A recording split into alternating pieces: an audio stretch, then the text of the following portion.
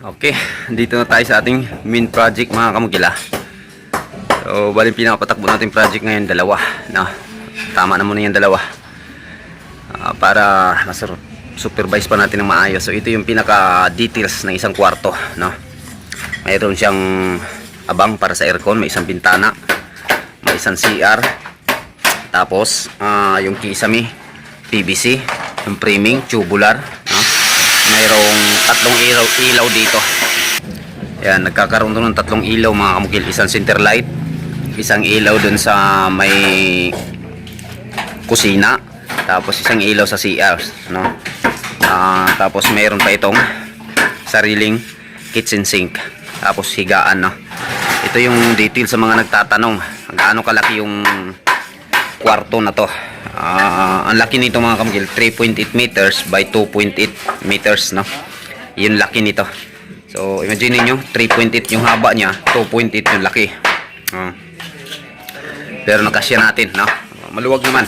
Good for 2 person lang to. Double deck. Okay na, no?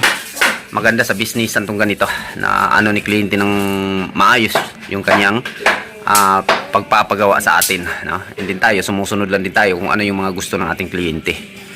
So, yan, naibigay natin sa kanya yung gusto nila. Tapos, pintura, tsaka tiles. So, maganda na, no? Pagpasok ng magre-renta, talagang hindi iayaw, no? Kahit may presyo pa yung ibibigay, sulit naman. Kasi naka-tiles siya, naka-pintura, may aircon, may kusina, may CR, no? Lahat na nandito na sa loob. So, sulit din. Talagang hindi maaayawan. Okay. Yan lang sa mga nagtatanong kung ano yung laki ng kwarto na to, anong nakapaloob sa kwarto na to. So, sana'y mapagkunan nyo ng idea sa mga nagtatanong sa akin. Thank you. Right. So, ngayon, nakakita tayo ng pa-plastering na. Yan yung makatuka dito sa labas. Mula dun hanggang dun, no? Yung ganyang tuka. Mula sa paggagawa ng abang ng aircon, paggawa ng concrete window jamb, sa kanya lang at papunta dun, no? So meron din itong kasama na bagong apply sa atin. Ngayon i-check natin yung kanyang trabaho mga kamukil dito. Inassign ko siya sa CR. Sa CR ko lang muna siya nilagay para i-test natin mga kamukil. Titingnan natin kung gaano siya ka pulido magtrabaho o ano ba yung makikita natin ngayon. Pasukin natin sa loob ng CRs. So, madilim pa dito sa CR, no? Ito yung kulang dito. Hindi ko pa nalagyan ng ilaw. Pag mag-skim coat, magpintura, hindi pwedeng walang ilaw, no? Pero kahapon nag-plastering dito, may ilaw ako nilalagay dito. So nilipat na naman nila sa isang CR dito sa aming project. Nakikita ko mga kamukil, ayan. Madilim siya, no? Pero may nakikita ko na parang hindi maayos. Kailangan pa nating pagsabihan. Isa ito mga kamukil na nakikita ko na pagdating sa mga kantuhan, hindi maganda yung pagkayari. At least maayos naman itong sa wall. Pagdating lang dito, mahihirapan kasi yung ano nito, pintor. Dito tayo matatagalan sa pagpipintura. Ang dami pang ayusin, ayan pa, hindi pwedeng gano'n, meron pa to. So tingnan pa natin. So dito banda, tataka kayo bakit parang wrap siya. Wrap talaga, no? Dito pinakinis ko siya ng konti, no? Kasi dito hanggang dito yung ita-tiles natin.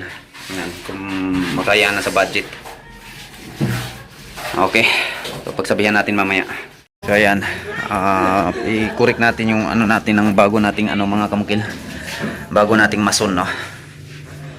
So para sa susunod hindi na mangyayari itong ganito kasi mga kamukil, ang ingon na ni dong dako kayo kapasuno ng pintura ni, so dapat pagka magbara ka na dito sa pinakakantuhan, tapatan mo lang tong PVC, dikitan mo ng tubular para pagtanggal, no? Tulad ng ganito, laki nang ayusin ng pintor.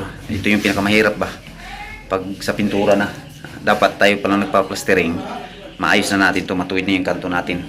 Wala, huwag mong isipin na pinag-ano kita ha, nagagalit. Hindi ako nagagalit. Para sa susunod, maayos na, di ba? Tama, Will? Oh, tulad nito, Will, oh. Oh, kahit ganyan lang yung kalaki, pero ang laki na ng trabahuin sa pintor niyan.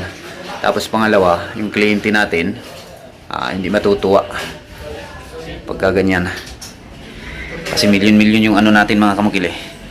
Yung kontrata ginagastos ng may-ari, oh. Tulad nito, Will, oh, ha? Well, sunodin na nato ni Kuanon. Kinamtulid nato ni, ha?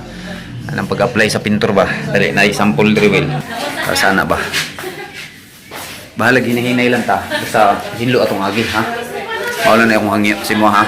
Sunod. O limpyo atong agi, ha? Hinahinay lang ta. Oh. Pag-apply nyo, sabi ko hinahinay, dahan-dahan lang, di ba? Pero malinis. Okay ni, okay na ni. Sunod, Will, ha? Atong tirada. Sige, sige. So at least nasabihan. Oh.